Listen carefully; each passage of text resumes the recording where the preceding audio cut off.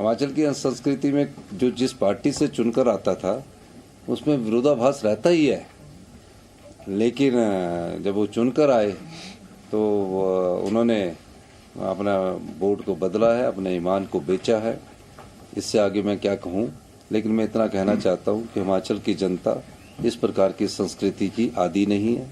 हिमाचल की जनता जानती है कि हमने कांग्रेस की सरकार को 5 साल चुनकर भेजा है और जिस प्रकार से वो राजनीतिक दृष्टिकोण रखते हैं उस दृष्टिकोण को हिमाचल की जनता पसंद नहीं करती। सर, जैसे कहा कि रात को डिनर भी हुआ, सुबह ब्रेकफास्ट भी हुआ, तो क्या सुबह तक एसेस नहीं कर पाए कि उनका नहीं, ऐसी बात नहीं है। लाइन ऑफ एक्शन क्या रहेगी? अब जब कोई ईमान अपना बेच दे तो उसमें हम क्या बोल सकते हैं? आगे क्या लाइन ऑफ एक्शन आगे क्या रहेगा सर? देखिए, आगे कुछ लाइन ऑफ एक्शन नहीं है। 34 लोगों ने हमारे अपने ईमानदारी का परिचय दिया, तरह तरह के प्रलोभन उनको दिए।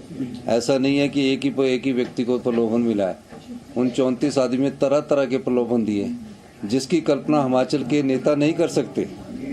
मैं ये कह सकता हूँ उसकी कल्पना हिमाचल के नेता नहीं कर सकते, लेकिन 34 आदमियों ने अपने चरित्र का भी परिचय दिया, अपनी नैतिकता का भी परिचय दिया, अपनी ईमानदारी का भी परिचय दिया और आज 34 के 34 आदमी हमारे पास खड़े हैं।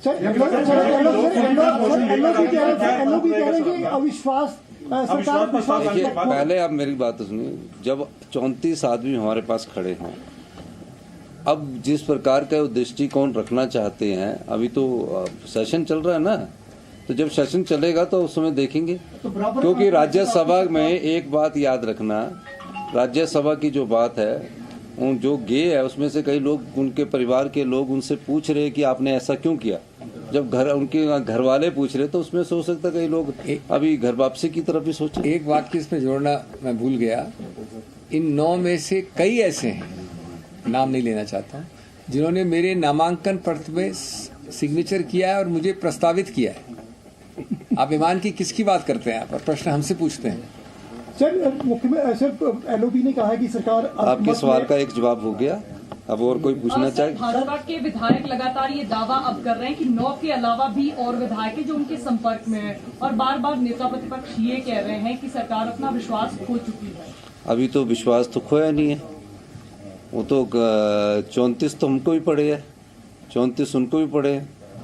तो विश्वास की जब बात आएगी वो तो फ्लोर ऑफ द हाउस में देखा जाएगा। अभी काय को आप इस चर्चा में पढ़ रहे हैं, चिंता मत करिए। देखिए, वो तो बजट के समय जैसी परिस्थिति होगी आपको समय पता लगेगी। बहुत बहुत धन्यवाद। जय हिंद। चले।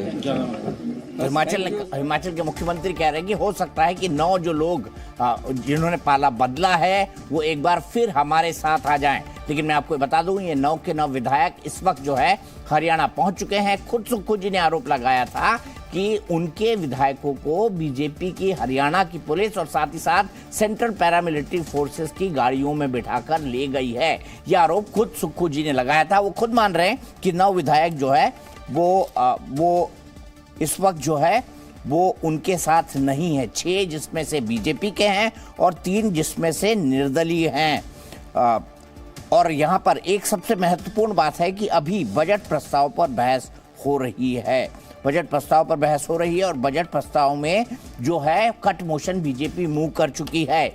विधानसभा की प्रोसीडिंग्स ये कहती है, संसदीय डेमोक्रेसी ये कहती है कि बजट को पास कराना सरकार की जिम्मेदारी होती है। अगर सरकार बजट पास नहीं करा पाती है तो फिर ऐसे में जो है सरकार को स्टेप डाउन करना होता है।